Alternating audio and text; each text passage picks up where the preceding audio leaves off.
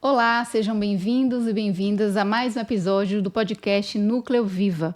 Nós estamos hoje com a presença de doutora Mirna, mas antes eu vou abrir um parênteses para falar um pouco sobre mim. Eu sou Tarcísia, uma mulher negra, de cabelos caracolados, de terno vermelho, uma camiseta branca. Doutora Mirna, seja muito bem-vinda, a juíza da 2ª Vara de Violência Doméstica e Familiar, está aqui conosco para trazer a sua contribuição em relação ao cuidado que tem tido para essas mulheres hoje de Vitória da Conquista. Seja muito bem-vinda mais uma vez. Obrigada. Recebi com grande satisfação e com grande honra, me senti honrada em estar aqui nesse podcast. É meu primeiro podcast, eu falei com vocês antes. Sim. Também fazendo minha audiodescrição, eu sou mulher branca, estou com os cabelos lisos, estou vestida com um terninho azul claro e estou sorrindo porque estou feliz de estar aqui, de compartilhar com vocês meu dia a dia, que foi o que vamos conversar aqui hoje. Essa trajetória, de uma mulher estar à frente de uma vara de violência doméstica para mulheres, voltadas para mulheres, com um olhar específico. É muito especial podermos ter nesse lugar também uma mulher, nessa luta. A importância do homem a gente não pode trazer, eu tirá-la, mas porque é extremamente relevante também, mas é muito especial tê-la aqui conosco, com essa figura feminina. Sim, eu sou juíza já há 22 anos. E durante esse tempo foram quase 8, 9 em trânsito inicial, e a gente fazia todos os tipos de processo. Depois passei um tempo numa vara criminal de Tapetinga. Na sequência fui para o juizado de Jequié e agora aqui. E essa vara é recente, né? Essa vara é recente. Apenas em Jequié eu não trabalhei com a temática da violência doméstica. Então, isso está presente na minha carreira desde sempre. Porque em cidades pequenas do interior isso é muito forte. Então, existia na minha primeira comarca. Em Tapetinga, a vara era de jurisdição plena, também atuávamos com violência doméstica.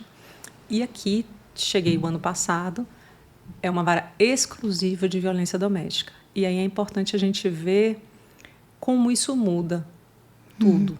Sim. Porque, assim, quando você trabalha com muitas unidades, ou muitos crimes da mesma unidade, a gente tem que dividir o olhar, dividir os cuidados, mas assim, numa vara especializada de violência doméstica, nosso enfoque é totalmente na proteção, no cuidado, na formação de redes. Então, assim, é muito interessante. Eu estou muito feliz, estou muito satisfeita onde eu estou e perceber como é significativo a gente ter unidades especializadas. Não é o ideal, né? Sim. O ideal é que a gente não precisasse.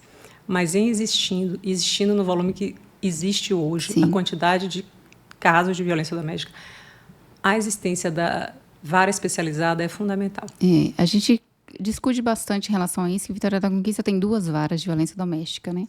A gente não comemora, porque é importante, mas a gente sabe que isso reflete muito a realidade da cidade, do local onde estamos, Para ter 2 varas, quer dizer que a gente tem um número de violência considerável. E é importante a gente pensar e refletir sobre isso, o quanto as ações integradas, onde a gente pode trabalhar em conjunto, elas são necessárias para que acabe e estipe essa violência contra a mulher. O que a gente pode fazer isso juntos? Quais os dados a vara tem para que a gente possa estar discutindo um pouco em relação a isso, Qual é a característica hoje da 2ª vara, que é uma vara recente, mas que já chegou com muitos processos para dar conta, por conta dessa realidade que eu abordei aqui. Sim. Na verdade, a vara foi instalada aqui em Vitória da Conquista, a primeira cidade do interior do estado que tem 2 unidades. Sim. Por conta justamente do número altíssimo de casos. Eu não sei lhe dizer com segurança, aí se demandaria um estudo, se nós temos mais violência do que os outros lugares, ou se a rede aqui é atuante e faz com que as mulheres tenham mais conhecimento e venham a denunciar. Sim. Mas, de qualquer forma, o número de denúncias é muito grande, por isso teve origem a 2ª Vara de Violência Doméstica. A necessidade. Só para vocês terem ideia, eu fiz um levantamento para uma outra fala. Até o dia 30 de junho, as varas de violência doméstica juntas tinham recebido 1.097 casos. Sim. De violência doméstica, enquanto as 3 varas criminais mais o júri juntas tinham recebido 587 casos. Então, se você pensar no crime cometido na cidade, nós tivemos o dobro de casos de violência doméstica em relação a todos os outros crimes cometidos anteriormente. E esse dado é contínuo. No ano passado foram 1.000 casos nas varas comuns, 1.108, enquanto nas varas de violência doméstica, 1.708. Olha só.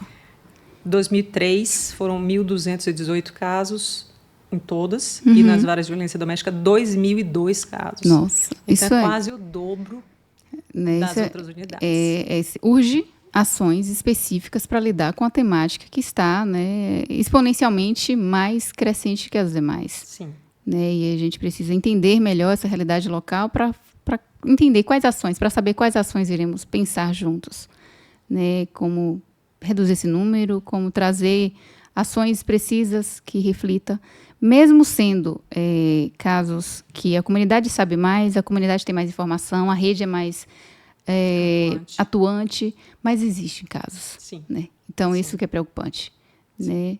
E como nós iremos lidar com isso, sendo que esses casos estão cada vez mais crescentes? O Núcleo Viva veio para trazer uma junção de forças, né? A universidade, não só a Universidade Federal da Bahia, mas a Universidade Estadual, também do Sudoeste da Bahia, tem projetos de extensão com o propósito de estar próximo à rede, que a gente consiga fazer com que esses dados tragam indicadores, né? Indicadores que as políticas públicas elas sejam, né, construídas e pensadas nessas realidades, né, com base nesses dados, né, que por si só já diz muita coisa. Né? Imagine se a gente conseguir fazer esse mapeamento.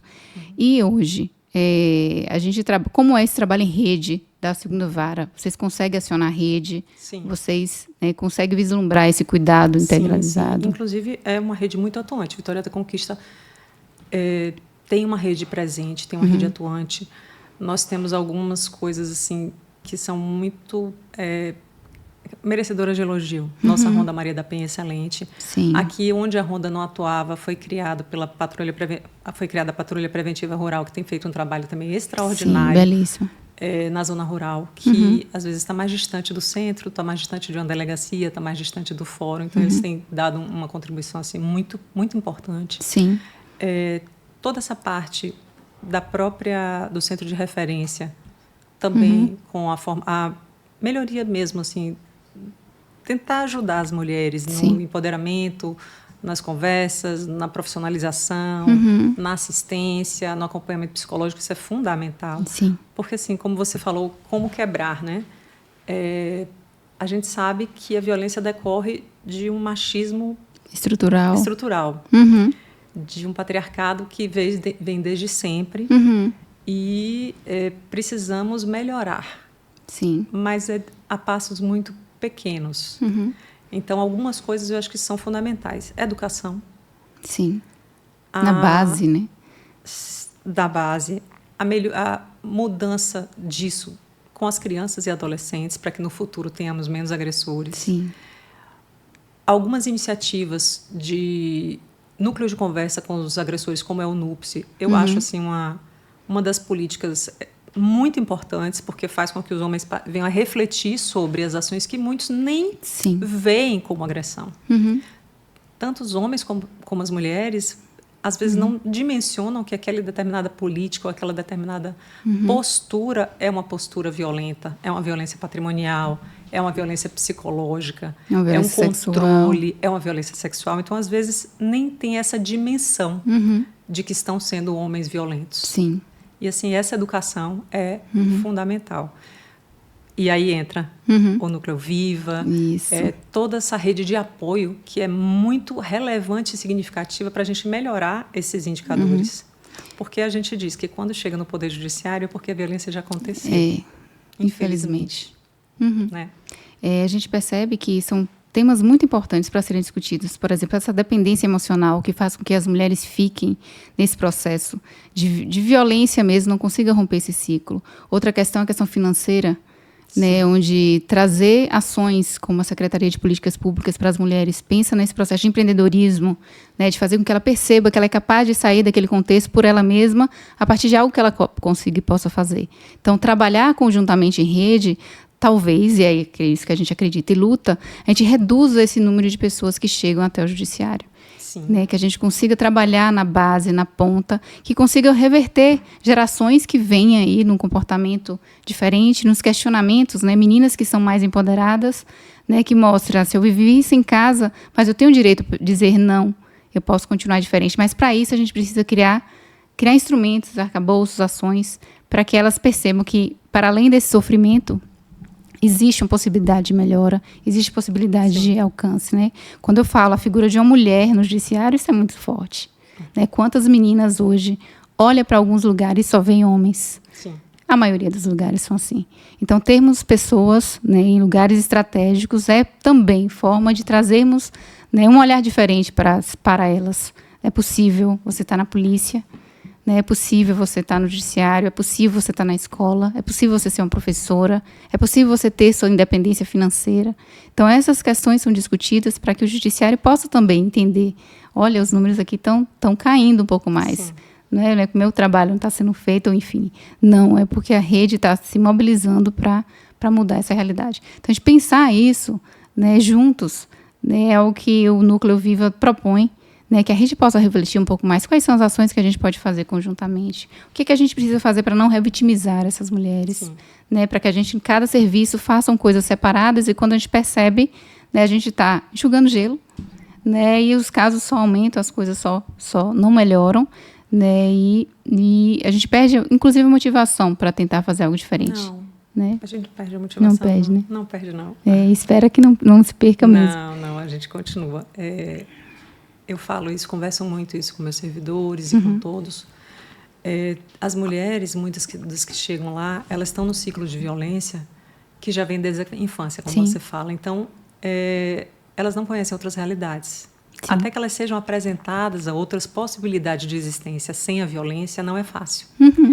E aí ela vai desistir. Ela vai desistir uma vez do processo, ela vai desistir 2 vezes. Quantas e quantas mulheres sentam na mesa de audiência e dizem tudo o que disseram, porque já voltaram para os seus maridos. E o que eu converso muito com os servidores, com os estagiários, com as pessoas que trabalham com a gente, é que não cabe a nós julgarmos as escolhas dela. Cabe a nós tentarmos fortalecê-la para que ela faça escolhas melhores. Sim. Então, assim, esse é um cuidado que a gente tem que ter, porque, infelizmente, foi muito tempo assim e ainda acontece em alguns setores da vítima. Mas a senhora está de novo aqui, a senhora já esteve aqui e desistiu. Não importa. Aí eu falo com meus servidores, se ela vier 1000 vezes aqui, 1000 vezes a acolheremos. Porque essa mulher precisa de proteção e às vezes ela não sabe ser diferente. Sim. Aí a gente precisa construir o fortalecimento dessa mulher para que ela consiga entender que ela não precisa mais passar por aquilo. Isso. Né? Que ela não precisa desistir, ou se ela desistir, que ela não precisa voltar a um relacionamento violento. Porque é muito duro a dependência emocional. E é muito comum também. Muito Na comum. verdade, assim, todos nós temos em algum grau uma dependência emocional, seja dos pais, do companheiro, da companheira, dos amigos. Filhos. Mas a gente precisa saber que a nossa autonomia, nossa integridade, nossa segurança tem que vir em primeiro lugar. E a gente tem que vencer isso, e aí é o apoio dos centros de acolhimento, dos centros de referência e de toda a rede, né? Da Porque rede de a gente proteção. pode agir dessa forma, mas a gente não consegue fazer esse papel. Né? E esse papel é muito importante.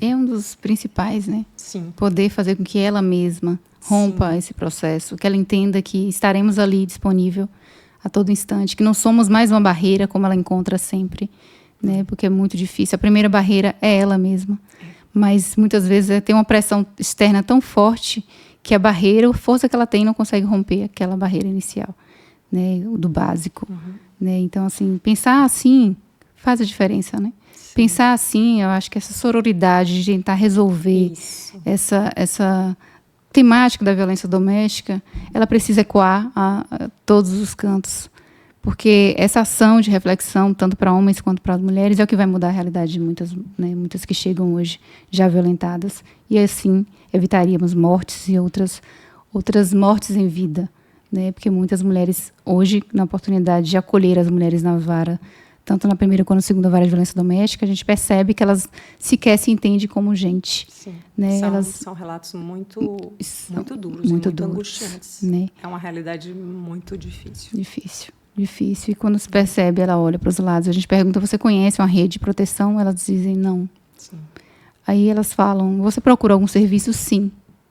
Qual serviço? Elas citam serviços e a gente percebe que elas não reconhecem o serviço como de proteção. E isso é grave. Né? Porque foram serviços construídos especificamente para proteger e eles não estão sendo reconhecidos por isso. O que está faltando?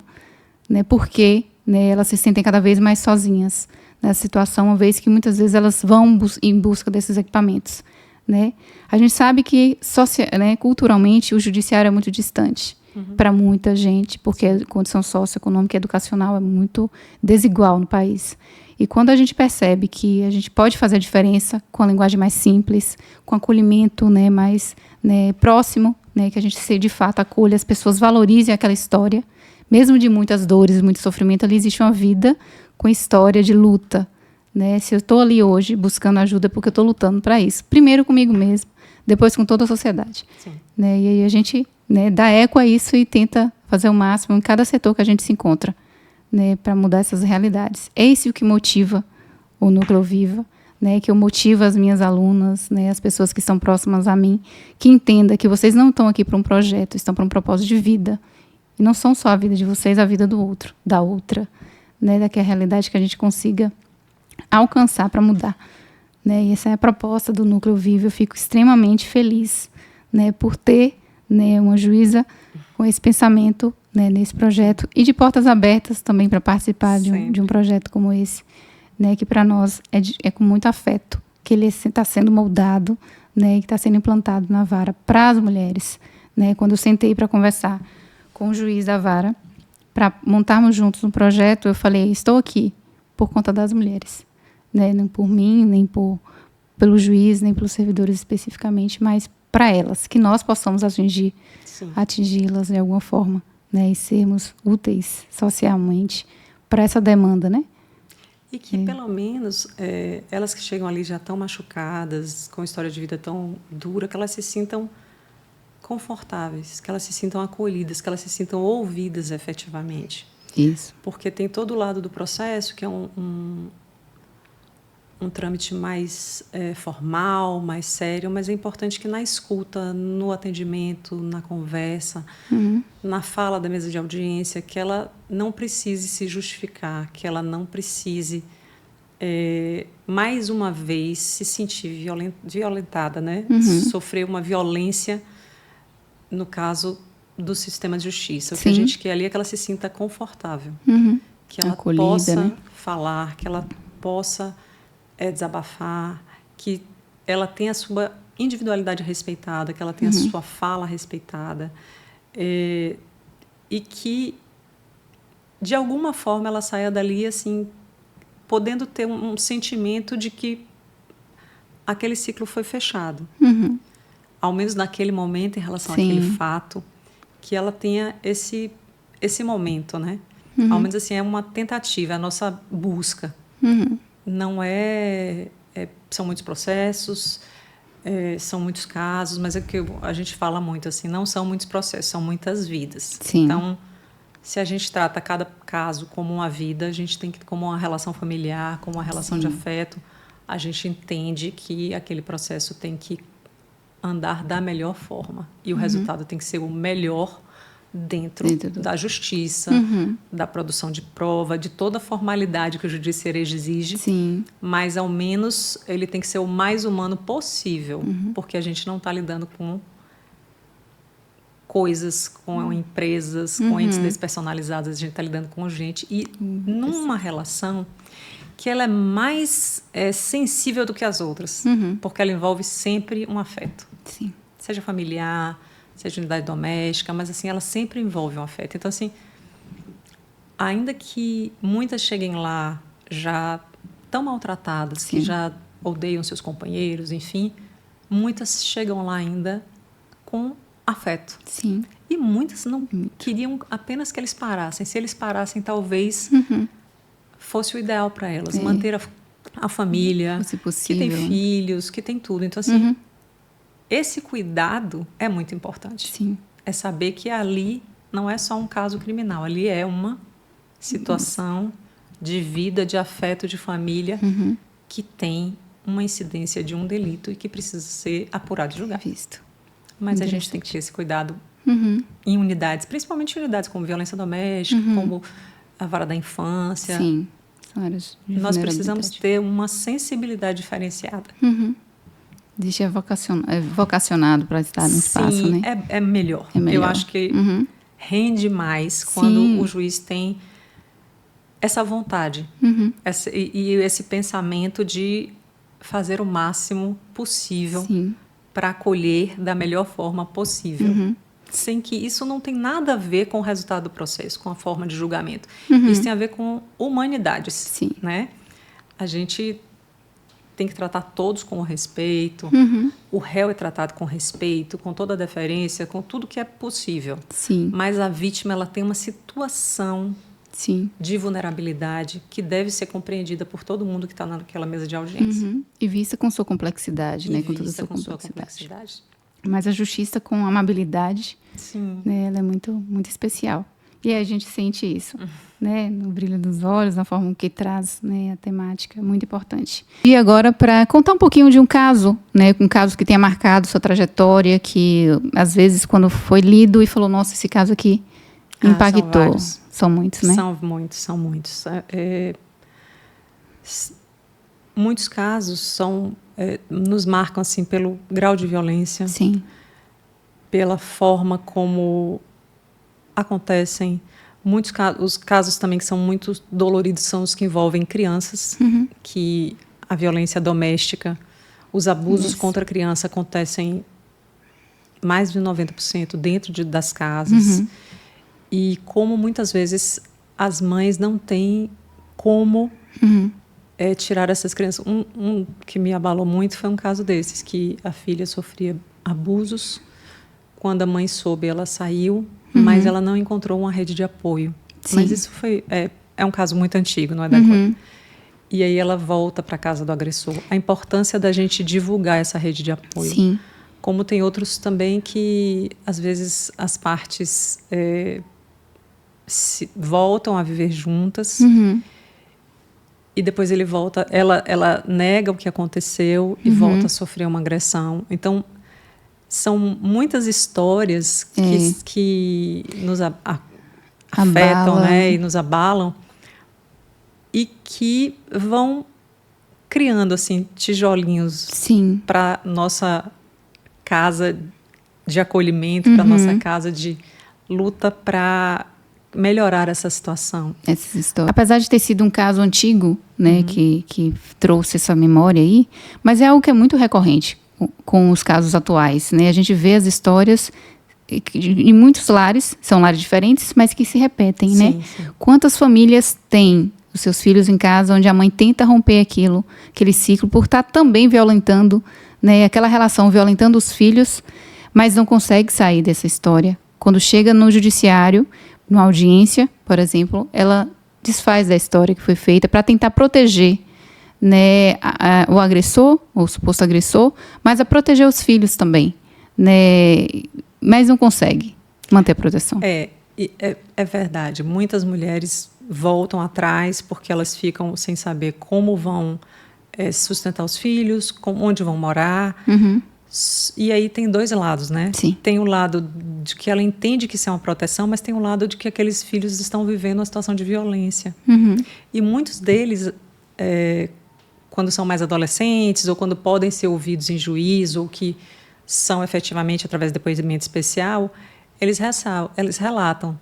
Meu pai fazia isso com a minha mãe mãe sempre chorava. Então, assim, a gente tem que ter esse cuidado, porque às vezes os filhos sofrem também, mesmo que eles não sejam os destinatários imediatos da violência, mas eles também são vítimas dessa violência. E acaba mexendo muito com a gente quando a gente vê uma criança meio que abalada, assim, com a mãe ter sofrido essa agressão, ter visto essas violências, e às vezes o adolescente não quer mais estar participando daquilo. E o sentimento que se cria para com o pai e com a mãe, né, é confuso para eles. É confuso, né? É a muito gente sabe. Confuso. E a mulher que sofre violência, às vezes fica presa no processo de não conseguir sair daquela realidade, E tem no filho que se revolta, talvez, um momento de falar, epa, isso que eu vivi afetou o desenvolvimento daqueles que eu mais amo. Sim. Né? Daqueles que eu cuido, daqueles que dependem de mim. Né? Isso mexe mesmo com as pessoas. A gente falou também dessa questão da geração mais nova, ser mais empoderada. Tem alguns casos que são interessantes também. Já aconteceu casos da mãe falar assim, não, minha filha disse que não queria mais me ver no ciclo da violência. Então, assim, como a ajuda também, né? Sim. Esse apoio interno, apoio de casa. Essa rede é muito legal, assim. Às vezes a mãe quando não acontece tem com a família, né, esse ímpeto de, naquele momento, mudar isso, mas com o olhar de um ente muito próximo, né, uma filha, que fala, mãe, eu também te reconheço, eu vejo você. Né, e vendo você, eu entendo que a gente precisa mudar essa realidade, né, não aceitação também para uma realidade semelhante, mas que a mãe saia daquela condição de violência. Sim. Muito interessante. Tem muitos casos assim que são muito tocantes. É lógico que a gente não pode contar nenhum caso específico, não pode podemos falar genericamente que são situações de violências vividas, que inclusive às vezes é engraçado porque a gente vê uma novela ou vê um filme que a gente fica assim muito chocado com aquela situação. E aí a gente que está do lado de cá faz, meu Deus, eu vejo isso todos os dias. Nossa. As pessoas veem assim, meu Deus, que coisa horrível.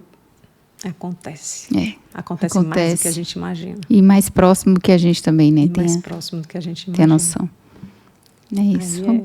Muito bom. Muito bom a gente poder trazer e que tenhamos mais momentos de bater um papo em relação a isso, né? Quais são os casos que a gente pode estar trabalhando aqui, sem trazer na exposição, né, de casos específicos, mas as realidades, elas se assemelham muito, elas precisam ser mostradas, porque tem solução. Tem. Né? A gente tem como romper isso aí, romper esse ciclo, romper essas histórias de muita tristeza, mas motivados a que elas não mais existam, né? E a importância de falar, né? Sim. Como você disse. Até para o processo mesmo. Quando uma pessoa é vítima de violência, ela acaba falando, procurando um apoio, seja na família, seja nos órgãos. Isso é importante. Porque quando mais pessoas ficam sabendo, podem ajudar. E podem também, efetivamente, materializar aquela história, né? Saber que aquilo aconteceu, às vezes vem para o processo. E é uma coisa também que, às vezes, é importante que a gente diga. É importante que essa rede colabore também com a investigação. Sim. Que essas vítimas possam ter o apoio de quem presenciou, de quem denunciou, porque para que depois a gente possa seguir o processo, no caso já a apuração criminal, de uma forma mais completa. A gente sabe da importância da fala da vítima, né? Que muitas vezes são violências que acontecem em 4 paredes e ela não tem condição de registrar aquilo naquele momento, né? De muita desorganização psíquica, porque de fato impacta emocionalmente, a gente não sabe o que fazer muitas vezes naquela situação, e a fala é muito importante. Quando eu estou mediante um órgão que eu posso trazer essa informação e confirmar aquilo que aconteceu, e eu perco essa oportunidade, eu também dou mais força àquele que agrediu.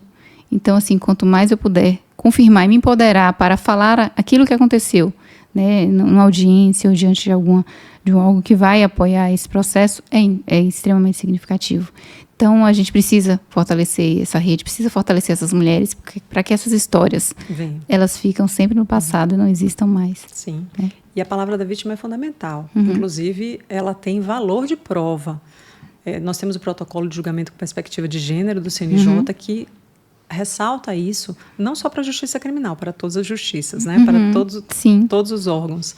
Mas, assim, como você disse, a violência doméstica é um crime que acontece muitas vezes a sós, muitas vezes em 4 paredes. Sim. Então, a palavra da vítima tem, sim, relevância, tem, sim, fundamental importância na apuração dos casos. Por isso que é tão importante que ela venha. E eu vou aproveitar para pedir para dar um recado para as mulheres, né, que hoje passam por esses processos de violência, e muitas encontram-se, né, com um número de processos na 2ª vara ou na 1ª vara de violência doméstica, que poder ouvir de uma juíza, né, que está direcionando a causa é muito, muito importante. O que eu posso dizer assim, nós estamos lá para fazer o máximo possível para que esse litígio aconteça seja resolvido, certo? Infelizmente, a vara de violência doméstica ela não tem ingerência sobre outros aspectos da vida da mulher. A gente pode encaminhar para os serviços de apoio, para a rede de suporte, né? Para a rede de suporte. Outras partes da relação serão tratadas nas varas de família, nas varas cíveis. Mas a gente quer dizer para as mulheres que elas não estão sozinhas. Sim. Né? Que sempre que precisar de proteção, recorram ao judiciário, recorram à rede, recorram a todos os mecanismos que tem para esse apoio. Porque, assim, vocês não estão sozinhas, vocês não merecem passar por isso e a gente precisa tentar romper o ciclo de violência, porque a gente não merece sofrer a violência. Então, nunca ache que você deu causa a essa violência. Nenhuma violência se justifica. Então, se a violência aconteceu, ela não era para ter acontecido, não importa o que a pessoa fez. Né? Para isso existe diálogo. Para isso existe outras formas de se resolver. Então, meu recado é: você não é culpada. Sim. E você não está sozinha. Né? E procure a rede de apoio, procure a rede de proteção. Gostaria de agradecer, né? Agradecer esse momento de troca, né? De conhecimento em relação à trajetória, de saber dos casos, saber que estamos num processo conjunto de cuidado e atenção às mulheres vítimas de violência. E convido vocês que nos assistem, nos acompanham, a acompanhar as redes sociais, né? Que a gente tá trazendo informações para serem divulgadas, né, que vocês sigam o nosso Instagram, núcleo.viva, também o nosso podcast, né, no Spotify, no YouTube, onde nós estaremos o tempo todo trazendo informações da rede para mulheres, para homens também, que precisam de entender, né, que nós trabalhamos e cuidamos sempre juntos uns dos outros, homens e mulheres, para que possamos ter uma sociedade, né, de mais dignidade para todo mundo, né? Que possamos contar com vocês também, lute junto conosco, né? Sinta-se à vontade, né? Traz sugestões, né? Busquem nas redes sociais para estar junto conosco nessa luta, nessa missão que é complexa, mas extremamente importante termos todos juntos. Muito obrigada. Eu que agradeço o convite. Muito obrigada rico, mesmo. né? Foi um grande prazer estar aqui. Obrigada. E falar dessa temática que realmente é significativa. E teremos outros momentos, viu? Esses e mais outros. Muito obrigada a participação de todos.